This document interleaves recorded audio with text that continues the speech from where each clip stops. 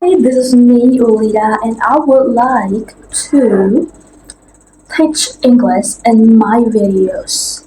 But before I begin the classes, the free online classes for all of you guys, I'm just going to talk very slowly, and then we're gonna be introducing you to what's wrong and what's not wrong or anything like that in English.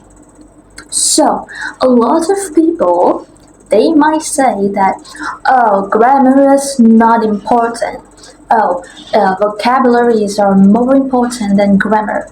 Or you might hear them saying that, oh, the accent from Europe or from India, they're not English. The real English accents are only American English and British English. Meanwhile, in my opinion, when you're learning a language, especially if you love languages, and it doesn't matter if it's English or any other languages, you have to know the grammar.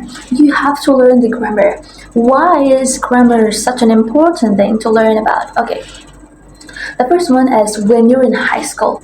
When you were in high school, maybe junior high school or senior high school or elementary school, you guys will face a lot of exams for English. So in those exams, you will have to find out which grammar is correct, which grammar is not correct. So that's the first thing that is the purpose of the grammar for examinations for those who are not native speakers. The second one is to interact well, to interact perfectly with anyone. Imagine you're talking in Bahasa Indonesia and you talk in the totally wrong grammar in Indonesian. For example, in German, if they want to say, I cannot speak German, they would say, ich kann nicht Deutsch sprechen. If you translate it into Indonesian, it will be, saya tidak bisa bahasa Jerman berbicara. So that's going to be a big ambiguity or a big misunderstanding between the first speaker and the second speaker if you do not focus or if you do not care on the grammar. So you have to be really careful when you're talking with the grammar.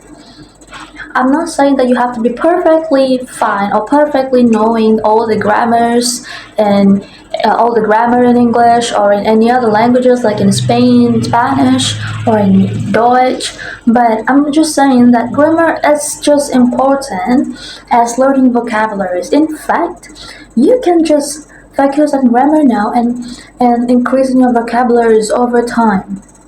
What I mean by that is that when you are learning the grammar, you are also learning the vocabularies because how do you build a grammar if you do not know some vocabularies?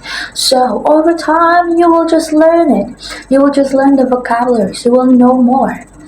For example, me, I wasn't familiar. I didn't familiarize myself with the engineering vocabularies because there's a lot of engineering vocabularies that was new to me, and I found it hard at first because I'm not good at memorizing, but I found it hard at first to memorize them. But I got used to it. 3 years learning engineering, and I know that this is not for the wood, or this is the jester, or this is this. This is there's a stripper column, and there's also a distillation column. So there's a lot more vocabularies that you will learn over time, but the grammar stays like that.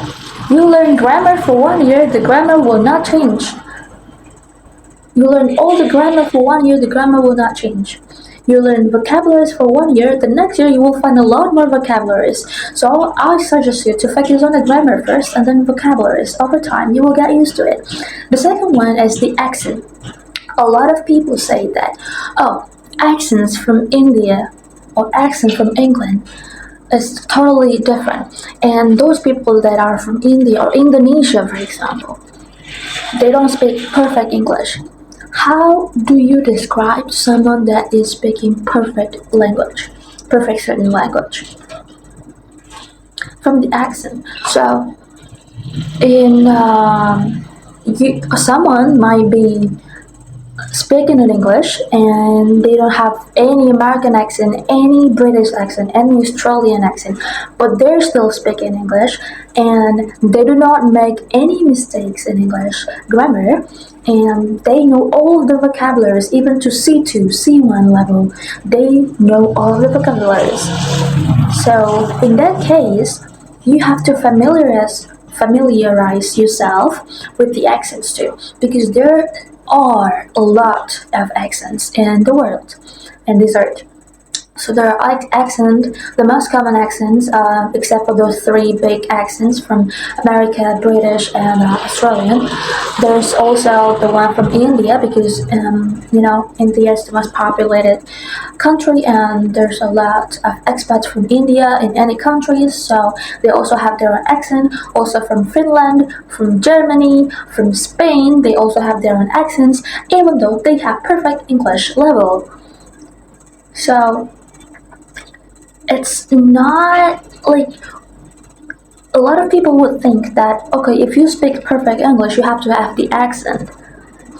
If you have the accent, you speak perfect English. There's a lot of people that speak perfect accent. They have the perfect accent. They have American accent. They have British accent, but they still do a lot of grammar mistakes for the non-native speakers. So that's what I mean by not having the mindset that all of the people that have the accent, these certain accents, they're really good in that certain language.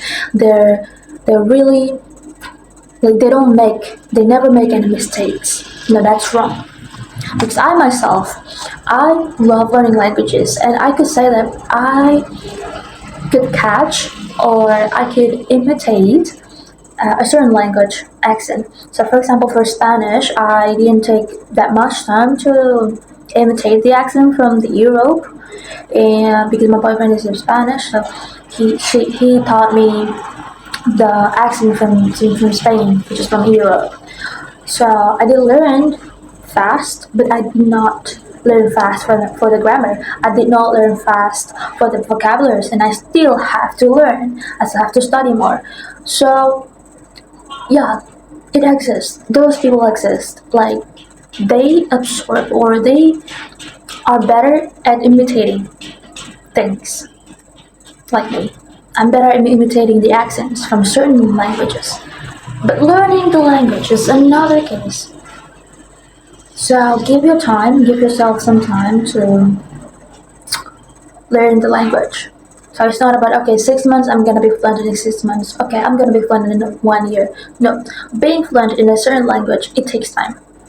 Even as an Indonesian myself, I'm a native speaker of Indonesian, and sometimes in presentation, I still have struggles on speaking what I'm gonna be talking about.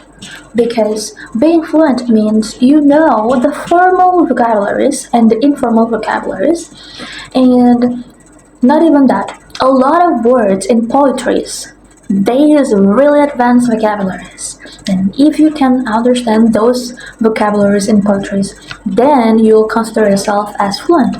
Even better if you can make a poetry with those advanced words, advanced vocabularies, advanced phrases. So yeah, that's it for me for today. So the conclusion for this video is to not underestimate someone that has an accent, a strong accent from their country, because they might know a lot more than you. Or accent is also important. Familiarize yourself with those accents, and you'll be able to speak in no time. So that's it for me. Thank you.